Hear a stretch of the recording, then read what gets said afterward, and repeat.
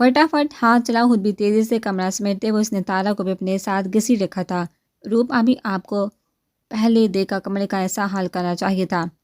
तारा ने मुंह बनाया। ज़्यादा बातें ना बना तारा की बची, तुझे मेरे जैसा बनना है कि नहीं?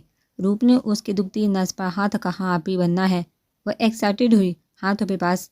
जैसा जैसा मैं करूं उसको कॉपी करती जाया करो, किसी से डरने की कोई ज़रूरत नहीं। मेरी एक बात याद रखना तारा, मुश्किल चाहे कितनी ही बड़ी क्यों ना हो मगर कभी घबराना मत। अगर तुम घबरा जाओगे तो सामने वाला और शेर हो जाएगा, तुम्हें और ज़्यादा डराएगा। मगर ऐसी किसी भी सिचुएशन में घबराने के बजाय अपना कॉन्फिडेंस को बहाल रखो, सामने वाले के दिमाग से खेलो ताकि वह हैरान परेशान हो जाए, तुम्हें अपनी चाल चलने का एक वार करने का मौका मिल जाए। रूप बड़ी दिलजमी से उसे समझाने लगी। उस वक्त उसे ये सब क्यों बता रही थी ये वो भी नहीं जानती थी, मगर आज सुबह से उसका दिल कर रहा था तारा को हालात से लड़ना सिखाए जो उस वक्त वो कर भी रही थी। खुशी उसे तब हुई जब तारा खुद भी उसकी बातों को ध्यान से सुन रही थी। शायद मुहल्लस रिश्तों की यही पहचान होती है, अपनों पर मुसीबत आने से पहले उसका एहसास हमें हो जाता है। अच्छा तारा, ये नूर कहाँ है? रूप को अचानक ही नूर का ख्याल आया। हाँ रूप भाभी, मैंने भी नूर भाभी को काफ़ी वक्त से नहीं देखा। रूप के याद दिलाने पर तारा को भी नूर का ध्यान आया। कहीं उससे अरसल भई हो। रूप के दिमाग में अरसल की सोच आते ही उसने अरसल के कमरे का तरफ सरपट दौड़ लगाई। तारा ने भी तेज़ी से उसके कदमों से कदम मिलाए। अब मुझे यहाँ क्यों लाए हैं? रूप बोल रही थी। मैं इस कमरे में तभी आ सकती हूँ जब सब लोग मुझे पूरी रस्मों से रुखसत करके इस कमरे में पहुँचाएंगे। घबरा कर उसने अपने निचले लब को दांतों में दबाया। डर भी लग रहा था कि उसका बोलना अरसल को बुरा लग गया तो। क्यों उससे पहले इस कमरे में आने की कौन सी पाबंदी है? वैसे भी लड़की अपने माँ बाप के घर से रुखसत होकर अपने शोहर के घर आती है, मगर ये तो तुम्हारे शोहर का ही घर है और तुम्हारी रुखसी उसी दिन हो गई थी जिस दिन तुमने मेरे साथ निकाह के बंधन में बांधकर इस घर की दहलीज पार की थी। अरसल को उसका दांतों तले लब काटना बिल्कुल भी अच्छा नहीं लगा, तभी ना चाहकर भी उसने सहत लहजा अपनाया। जबकि नूर ने और ज़्यादा घबरा कर होले होले पीछे सड़कना शुरू कर दिया। अरसल ने बम उसका उसकी इस हरकत को देखा, हाथ बहाकर उसे अपनी तरफ खींच कर उससे अपने और उसके दरमियान का फासला मिटाया। सब कुछ बर्दाश्त कर सकता है हर मलक, मगर तुमसे दूरी बर्दाश्त नहीं मुझे, इसलिए आइंदा मुझसे दूर ज़रा सोच समझ कर होना। क्यों तकलीफ़ दे रही थी ने? अंगूठी की मदद से गुलाबी लब्बू को उसके दांतों की ग्रिप से आज़ाद करवाया।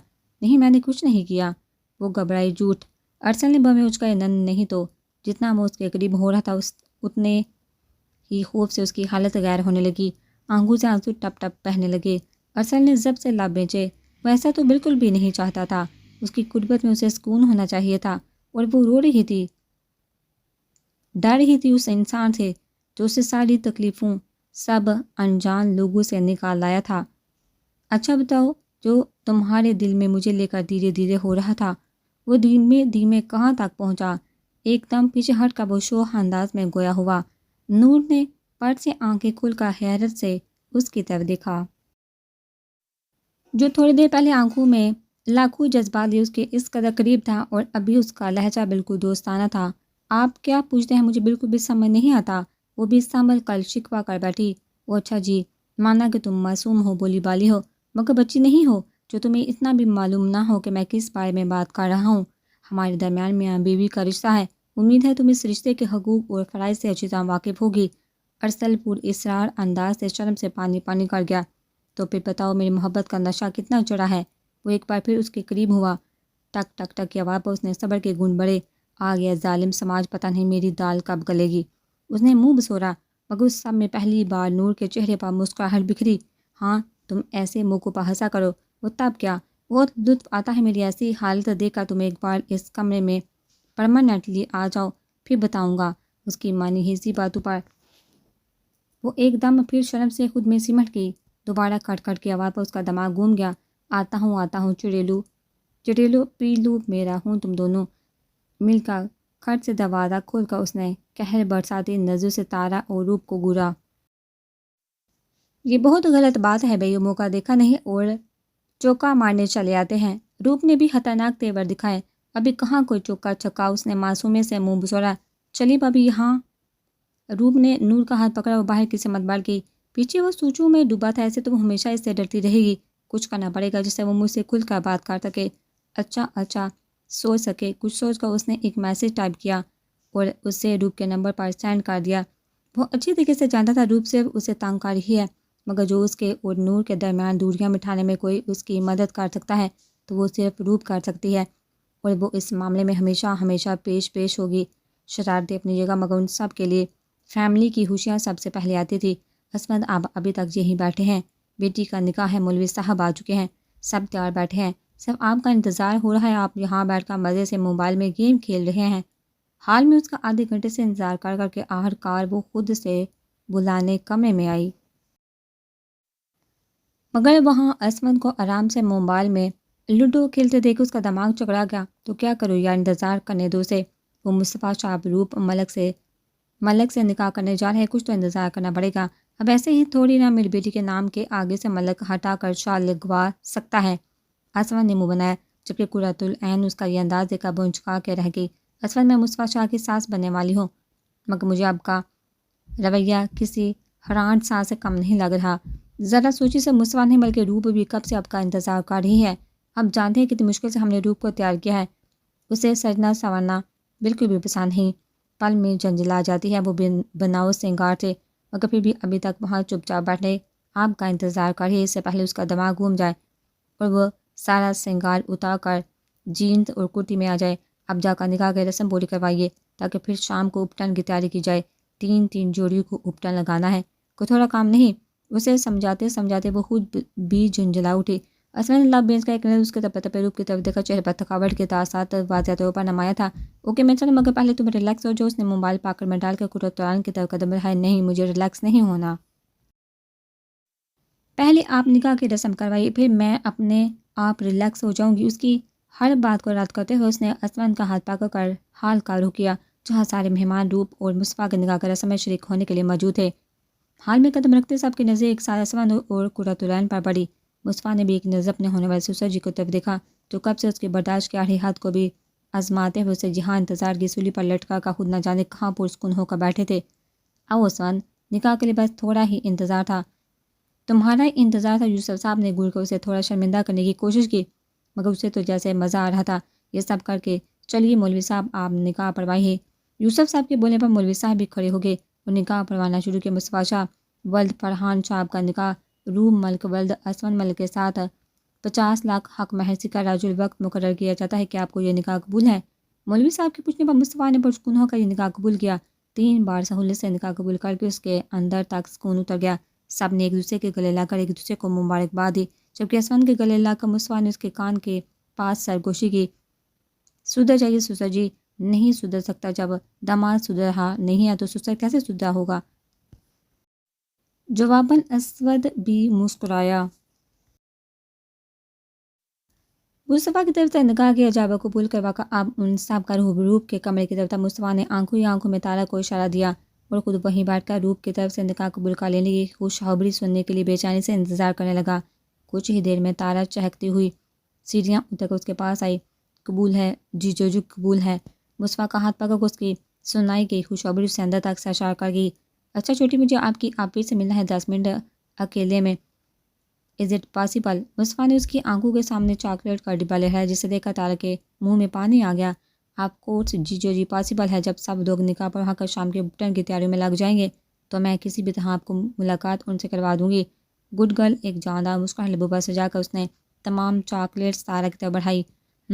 تو فائنلی آپ روپ عصمت ملک سے روپ مصطفیٰ شاہ کے عہدے پر فائز ہو گئی ہیں۔ صبر کو میری جان، تمہارا شوہر کچھ دیر میں آ رہا ہے اپنی بیوی سے ملنے۔ آج تک تمہاری منمانیاں چلی ہیں، مگر آج کے بعد صرف میری منمانیاں چلیں گی۔ چہرے پر جاندار مسکراہٹ سجائے آنکھیں بند کر کے اس نے روپ کو مخاطب کیا۔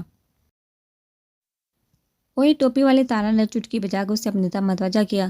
احسن نے حیرانگی سے مڑ کر اس چھٹاک بھر کی لڑکی کی طرف دیکھا جو پورے کانفیڈنس سے اسے گنے میں مصروف تھی۔ بولو۔ انداز ہمیشہ کی طرح سنجیدہ تھا۔ سڑا پکوڑا۔ اس کا لہجہ سن کر تارا کے دل نے جڑ سے اسے اس لقب سے نوازا۔ Excuse me. اپنے لیے سڑے پکوڑے کا لفظ سن کر اس کا دماغ ہی گم گیا۔ ہر کیا سمجھتی ہے یہ لڑکی خود کو؟ اسے سڑا پکوڑا بول رہی تھی۔ آواز نیچے۔ تارا نے بدلے میں اسے بلا وجہ ہی خطرناک تیور دکھایا۔ آدھا گھنٹہ دیتی ہو تو میں اپنا سارا بایو ڈاٹا میرے ہاتھ پر رکھو۔ واٹ؟ اس چھوٹی سی لڑکی کی اتنی بڑی ڈیمانڈ پر وہ پنچکا کے رہ گیا۔ اتنا حیران ہونے کی ضرورت نہیں، میرے باس کا حکم ہے۔ اس گھر میں جو بھی نیا ممبر آئے اس کا پورا بایو ڈاٹا ان کے پاس پہنچاؤ۔ اس کی ہونکو جیسی صورت دیکھا تارا کو ہنسی آ گئی، مگر وہ کم از کم اس انسان کے سامنے ہنسنا نہیں چاہتی تھی جس کو دیکھ دیکھا آدھی لڑکیاں سرگوشیاں کر رہی تھی۔ تمہارا بھی کوئی باس ہے کیا؟ احسن کو ایک بار پھر حیرانگی ہوئی۔ آف کورس میرا بھی باس ہے، اور میرا باس تو اتنا گریٹ ہے کہ تمہارا باس بھی ہمارے باس کی ساری باتیں سنتا مانتا ہے۔ تارا نے فخر سے سر اونچا کیا۔ احسن کو ایک پل کے لیے حیرت کا جھٹکا لگا، بھلا ایسا بھی کون ہو سکتا ہے جس کا حکم مصطفیٰ شاہ مانتا ہو؟ اچانک ہی روپ کا خیال آنے پر اس نے شک بڑی نظر سے تارا کی سمت دیکھا۔ روپ بابی کی بات کر رہی ہیں آپ؟ اپنے شک کو یقین میں بدلنے کے اس نے اندھیرے میں تیر چلائے۔ ہاں وہی میری باس ہیں۔ تارا کا گردن اکڑا کر دیا گیا جواب اس کے شک پر یقین کی مہر لگا گیا۔ او، پوری بات سمجھ آنے پر اس نے ہونٹوں کو گول شیپ دے کر اس بات میں گردن ہلائی۔ اچھا جی ٹھیک ہے، آپ کے حکم کی بلا ہم کیسے حکم عدولی کر سکتے ہیں؟ کچھ ہی دیر میں میرا سارا بایو ڈاٹا اب تک پہنچ جائے گا میڈم جی، اور کوئی حکم اس خاتم کے لیے؟ احسن سینے پر ہاتھ رکھ کر تھوڑا سا ادب سے جھکا۔ اس کی اس انداز پر تو جیسے تارا کے دیسی گھی کے چراغ جل اٹھے ہوں۔ فی الحال کے لیے بس یہی، باقی کے حکم ہم بعد میں لگائیں گے۔ شانی بے نیازی سے بالوں کو ایک طرف جھٹک کر وہ آگے بڑھ گئی۔ اس کے اس انداز پر احسن نے آنکھیں گھمائی۔ آسمان ملک، تم نے میرے ساتھ جو کچھ بھی کیا مجھے بہت دکھ ہوا تھا، مگر کوئی بات نہیں، مجھے معلوم ہے تم بہہ گئے ہو۔ تمہیں اس لڑکی نے اپنے چنگل میں پھنسایا ہے، تبھی تم مجھ سے دور ہو۔ اگر تمہاری شادی مجھ سے ہوئی ہوتی تو تمہارے وہ 2 بچے آج ہمارے بچے ہوتے، ہم دونوں آج کتنے خوش ہوتے۔ اسمن کی تصویر سے باتیں کرتے ہوئے وہ پہلے کی طرح کوئی پاگل معلوم ہو رہی تھی۔ مگر تم فکر نہیں کرو اسمن، اب میں واپس آ گئی ہوں، میں سب ٹھیک کر دوں گی۔ اس قرۃ العین کو ایسا سبق سکھاؤں گی کہ وہ دوبارہ ہماری زندگی میں آنے کے بارے میں سوچنے کی حماقت بھی کبھی نہیں کرے گی۔ خود کے ہی پلان پر وہ کھلکھلا کر ہنسی، مگر پھر نہ جانے دماغ میں کون سا خیال آیا جس کے زیر اثر اس کے چہرے پر حد درجہ زہریلے تاثرات ابھر اٹھے۔ نہیں، اگر میں نے اسے تم سے ایسے ہی دور کر دیا تو وہ دوبارہ ہماری زندگی میں دوبارہ آ جائے گی۔ اس لیے مجھے اسے ہم دونوں سے اتنی دور بھیجنا ہوگا جس سے وہ چاہ کر بھی ہماری زندگی میں دوبارہ نہ آ سکے۔ ہاں، مجھے ایسا ہی کرنا ہوگا، مگر ایسا تو تب ہی ہو سکتا ہے جب وہ اس دنیا میں نہیں ہوگی۔ اب وہ پاگلوں طرح کمرے میں ادھر سے ادھر چکر کاٹ کر کچھ بہت خطرناک سوچنے میں لگی تھی۔ ہاں، اسے اب مرنا چاہیے، بہت جی لیا اس نے تمہارے ساتھ۔ آخری فیصلے پر پہنچتے ہی وہ کھلکھلا کر ہنس پڑی۔ ویسے بھی اس کے لیے موت کی سزا سے کم کوئی سزا ہو ہی نہیں سکتی۔ اس نے نیلم کا حق جینا ہے، اس کی محبت پر ڈاکر ڈالا ہے۔ مجھے جیل بھجوا کر خود میرے اسمن کے ساتھ ہنسنا کھیلنا جہاں آباد کر بیٹھی ہے، تو ان سب گناہ کی چھوٹی موٹی سزا تو نہیں ہو سکتی۔ اسے مرنا ہوگا، اسے مرنا ہوگا۔ قرۃ العین کی موت کا سوچتے ہی ایک کمینی سی خوشی اسے اپنے اندر تک محسوس ہوئی۔ چلیے ماں، اور ہم نے رانی کو تیار دے کر انہیں کمرے کی دہلیز میں کھڑے ہو کر آواز لگائی۔ ہاں بیٹا میں تیار ہوں، مگر میرا خیال ہے تم ایک بار اپنی نانی سے ضرور پوچھ لو، کیا بتا وہ بھی ہمارے ساتھ چلے۔ رانی نے اپنی ایک آخری کوشش کرنا ضروری سمجھا۔ رقیہ بیگم کے نام پر اور ہم نے لب بھیجے۔ اس دن کے بعد اس کی رقیہ بیگم سے کوئی بات چیت نہ ہوئی تھی۔ وہ نہیں جائیں گی، اس بات کو اسے بہت اچھے سے اندازہ تھا، لیکن اپنی ایک کوشش کرنے میں کوئی حرج نہ تھا۔ کیا پتا انہیں بھی اپنی غلطی کا احساس ہو گیا ہو۔ یہی سوچ کر وہ خود بھی ان کے کمرے میں داخل ہوا۔ نانی اور ہم کی پکار پر جب کوئی جواب موصول نہ ہوا تو وہ خود ہی اندر داخل ہوا، جہاں رقیہ بیگم پان دان سے پان بنانے میں بڑی دلجمی سے مصروف تھی۔ کوئی شک نہ تھا کہ انہوں نے ارحم کی آواز بخوبی سنی ہو، مگر شاید جواب دینا ضروری نہیں سمجھا۔ نانی، میں اور ماں نور کے اپٹن کے رسم میں جا رہے ہیں، آپ بھی چلیں گی تو ہم سب کو ہی بہت اچھا لگے گا۔ ارحم کے نرم انداز پر انہوں نے تنزیہ بر میں اچکائے۔ تم اور تمہاری ماں جاؤ ان خوشیوں میں شریک ہونے، کیونکہ تم دونوں کو ہی ان اچائیوں کا نیا بہار ہوا ہے، مگر مجھے ایسا کوئی برم لاحق نہیں ہوا۔ میں نے یہ بال یوں ہی دور میں سفید نہیں کیا۔ غصے سے سر جھٹک کر دوبارہ پان لگانے میں مصروف ہوگی نانی، اور ہم نے انہیں ایک بار پھر کنونس کرنے کی کوشش کی، مگر بدلے میں انہوں نے قہر برساتی نظر سے ارحم کی طرف دیکھا۔ بحث نہیں کرو مجھ سے جاتے وقت، دروازہ بند کر کے جانا۔ ان کا یہ انداز ارحم کو بالکل بھی اچھا نہیں لگا۔ اگر کوئی کم عقل انسان یہ سب بولتا تو سمجھ میں آتا تھا، مگر وہ سیانی بیانی عورت تھی، زندگی کی دھوپ چھاؤں ان بار سے ہو کر گزری تھی۔ پھر بھی وہ سر جھٹک کر وہاں سے واپس اپنی ماں کے کمرے کی طرف بڑھ گیا۔ ماشاءاللہ جی، اپنے آس پاس سے ابھرتی آواز پر مشی نے گردن موڑ کر حیرت سے پیچھے دیکھا، جہاں ایک بڑی بڑی مونچھوں والا ہٹا کٹا آدمی سرخ آنکھیں لیے اسے سر سے پاؤں تک ناپ رہا تھا۔ ایک پل کے لیے تو مشی کا گلا تک خشک ہو گیا، پھر یاد آئے اس سے ڈرنے کی بلا کیا ضرورت ہے، یہ تو اپنا ہی گھر ہے۔ اس کے ہاتھوں میں کچھ تارے اور کانٹوں پر لٹکا میلا سا بیگ دیکھا وہ سمجھ گئے شاید یہ انسان لائٹنگ کے لیے آیا تھا۔ تمہیں نہ تو اپنی عمر کا خیال ہے اور شاید نہ ہی اپنی زندگی سے پیار، جو مجھ پر غلط کمنٹ کرنے کی حماقت کر بیٹھے ہو۔ خاموشی سے شریف انسانوں کی طرف اپنا کام نپٹاؤ اور نہ نکلو یہاں سے۔ مشی نے دبے دبے غصے میں گراتے ہوئے اسے دمکایا، ارے پھلجھڑی، تیرے لیے تو اگر جان بھی چلی جائے تو کوئی غم نہیں۔ وہ نہ صرف مکاری سے گویا ہوا بلکہ آگے بڑھ کر مشی کی کلائی کو بھی اپنی گرفت میں لے لیا۔ بدتمیز انسان، چھوڑو مجھے ورنہ چلا چلا کر سب کو اکٹھا کر لوں گی۔ ایک غیر مرد کا اس طرح اسے ہاتھ لگانا اسے تن بدن میں آگ لگا گیا۔ اس ہٹے کٹے انسان کی گرفت سے اپنی کلائی نکالنے کی اس نے کافی جدوجہد کی، مگر شاید یہ کام اس جیسی دان پان لڑکی کے لیے کافی مشکل تھا۔ تبھی کسی نے اس آدمی کے منہ پر زوردار مکہ رسید کر کے ایک جھٹکے سے مشی کی کلائی کو اس کی گرفت سے آزاد کروایا۔ ایک پل مشی کی جان میں جان آ گئی، مگر جیسے ہی نظر چاند کے لہو چلکاتی نظروں پڑے تو اسے اپنی ٹانگوں سے جان نکلتی ہوئی محسوس ہوئی۔ آخرکار وہ بھی ایک مرد ذات تھا، ضروری نہیں جیسی بات ہو وہ بھی وہی سمجھے۔ اس کے دماغ میں شک کا بیج بھی آ سکتا ہے۔ بغیرت انسان، ہمت بھی کیسے ہو میری بیوی کو اپنے گندے ہاتھ لگانے کی۔ چاند کی دار پر جہاں اس آدمی کا خون خشک ہو گیا وہیں مشی کو بھی اپنا آپ بے جان ہوتا محسوس ہوا۔ ارے ارے بہو، مجھ پر کیا غصہ دکھا رہے ہو؟ کچھ بولنا ہے تو اپنی اس بیوی کو بول۔ اس نے مجھے جہاں بلوایا تھا خود کی جان الزام میں آتی دیکھ اس آدمی نے سارا الزام مشی کے ساتھ تھوم دیا۔ اس الزام پر مشی کی آنکھیں پھیل گئی۔ اسے ایسا لگا جیسے وقت آج سے کئی سال پہلے پیچھے چلا گیا ہو۔ جو اس کی ماں کے ساتھ ہوا آج شاید ویسا ہی اس کے ساتھ بھی ہونے جا رہا ہے۔ انہی سوچوں کے زیر سے اسے اپنے آنکھوں کے آگے اندھیرا چھاتا ہوا محسوس ہوا۔ یقیناً وہ اپنے ہوش و حواس سے بیگانہ ہو جاتی اگر چاند کے منہ سے اپنے لیے نکلنے والے یقین کے وہ انمول لفظ نہ سن لیتی۔ بغیرت انسان، میری بیوی پر الزام لگاتا ہے، اپنی شکل دیکھیے، الٹا توا بھی تو اس سے زیادہ حسین ہوگا۔ پہلے اپنی حدیں پار کرتے اور پھر اس کے کریکٹر پر انگلی بھی اٹھا رہے ہو۔ وہ کیسی ہے، اس کا کردار کیسا ہے، یہ جاننے کے لیے کم از کم مجھے تم جیسے کریکٹر لیس انسان کی ضرورت نہیں ہے۔ مشی کے لیے ایسے گھٹیا الزام سن کے چاند کا دماغ گھوم گیا۔ کسی بوکے شیر کی طرح وہ اس آدمی پر ٹوٹ پڑا، وہ اس سے اندھا دھند مار رہا تھا، جبکہ مشی کی آنکھوں سے تشکر کے دعائیں سے بہہ نکلے۔ یقیناً یہ اس کی ماں کی دعاؤں کا اثر تھا جو خدا نے اسے ایک یقین کرنے والا ہمسفر دیا تھا۔ زندگی ہر چیز کے بغیر گزاری جا سکتی ہے، محبت کے بغیر بھی سمجھوتا ہو جاتا ہے، مگر اگر کسی رشتے میں اعتبار نہ ہو تو شاید ہی کوئی رشتہ چل سکتا ہے۔ بے اعتباری رشتوں کے ساتھ ساتھ جانیں بھی کھا جاتی ہے۔ اس بات کا ادراک اسے بچپن میں ہی ہو گیا تھا، مگر اعتبار رشتہ بناتا ہے یہ اسے آج معلوم ہوا تھا۔ شاید کسی رشتے میں محبت کی پہلی اور سب سے زیادہ مضبوط بنیاد اعتماد رکھتا ہے، اور آج چاند نے وہ بنیاد رکھ دی تھی۔ آج چاند اس انسان کے ساتھ کیا کرتا ہے وہ کیا نہیں، اس بات کی اسے رتی برابر بھی پرواہ نہیں تھی۔ اس کی بلا سے وہ اس آدمی کو جان سے بھی مار لے تو کوئی مسئلہ نہیں ہوگا۔ لبوں پر خوبصورت مسکراہٹ سجائے وہ آنسو صاف کرتے ہی اپنے کمرے کی سمت بڑھ گئی۔ کہاں گئی یہ میری ستیلی بیوی؟ چاند کی بے چین متلاشی نظر مشی کو ڈھونڈنے میں لگی تھی، مگر وہ نہ جانے کون سے کونے میں چھپ کر بیٹھی تھی۔ پورا ملک ہاؤس چھان مارا تھا، مگر وہ پتہ نہیں کون سی مسٹر انڈیا ہو گئی تھی جو نظر ہی نہیں آ رہی تھی۔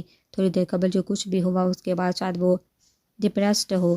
پریشانی میں اس نے بے دردی سے اپنی پیشانی کو مستا اور قدم اپنے کمرے کی طرف بڑھائے۔ کمرے میں داخل ہونے سے پہلے کسی نے ہاتھ پکڑ کر اسے اپنی طرف کھینچا، ساتھ ہی اپنی ہینڈل سے دروازہ بند کیا۔ جبکہ یہ کرنے والے کے چہرے کی سمت دیکھ کے چاند کو دن میں تارے نظر آنے لگے۔ مشی تم کہاں تھی؟ میں کب سے تمہیں… مشی نے شہادت کی انگلی اس کے ہونٹوں پر رکھ اسے آگے بولنے سے روکا۔ میرے پیارے شوہر نے مجھے سب جگہ ڈھونڈا سوائے اپنے کمرے کے۔ مشی کا مسکراتا چہرہ اسے پرسکون کر گیا تھا۔ تو کیا کر رہی تھی تم میرے کمرے میں؟ چاند نے پرسکون ہو کر اپنے دونوں ہاتھ اس کے نازک سی کمر پر ٹکائے۔ مشی کے پورے بدن میں سنسنی دوڑ گئی۔ تمہیں کچھ دینا تھا مینیجر۔ اب کی بار اس نے مینیجر سے پہلے ٹھڑکی کا لفظ ہٹا دیا تھا، جسے چاند نے بہت اچھے طریقے سے محسوس کیا۔ کیا دینا تھا؟ لبوں پر بے ساختہ عمر تھی مسکراہٹ۔ اس نے لب بھینچ کر روکی۔ وہ دیکھو۔ مشی نے آنکھوں کے اشارے سے بیڈ کی طرف اشارہ کیا جہاں ایک بادامی رنگ کا کرتا شلوار سلیقے سے رکھا گیا تھا۔ یہ کیوں؟ چاند کو حیرت ہوئی۔ یہ آج تم پہنو گے؟ مجھے پیلا رنگ نہیں پسند، اسی وجہ سے میرا دلہا پیلا رنگ نہیں پہنے گا، اس نے حکم جاری کیا۔ اچھا جی، تم چاہتی ہو کہ میں تمہارا پسند کا خیال رکھتے ہوئے یہ پہنوں؟ اس نے اسباب میں سارا ہلایا۔ پہلے میری پسند کا کچھ کرو تو میں تمہاری کوئی بات مانوں۔ چاند نے بھی موقع دے کر چوکا مارنے کی کوشش کی۔ ارے آپ یوں ہی فکر کر رہے ہیں، میں تو آپ کی پسند کی چیزیں کرنے کے لیے تیار بیٹھی ہوں۔ مشی کی خوبصورت مسکراہٹ اسے حیرت کے سمندر میں غوطہ زن کر گئی۔